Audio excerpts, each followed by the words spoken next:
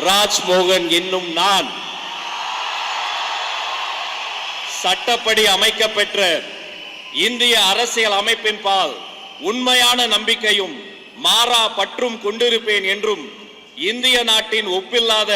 முழு முதல் ஆட்சியையும் ஒருமையையும் நிலை நிறுத்துவேன் என்றும் தமிழ்நாட்டு அரசின் அமைச்சராக உண்மையாகவும் உளச்சான்றின்படியும் என் கடமைகளை நிறைவேற்றுவேன் என்றும்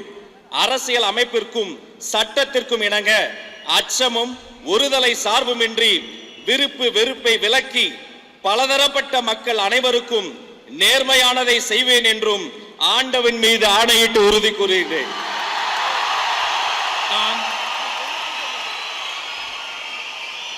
ராஜ்மோகன் என்னும் நான் தமிழ்நாட்டு அரசின் அமைச்சர் என்ற முறையில் எனது கவனத்துக்குள்ளாவதும் தெரிய வருவதுமான எந்த பொருளையும் அமைச்சரின் கடமைகளை உரியவாறு நிறைவேற்ற தேவையான அளவுக்கன்றி ஒருவரிடமோ பலரிடமோ நேர்முகமாகவோ மறைமுகமாகவோ அறிவிக்கவோ வெளிப்படுத்தவோ மாட்டேன் என்று ஆண்டவன் மீது ஆணையிட்டு உறுதிமொழிகிறேன்.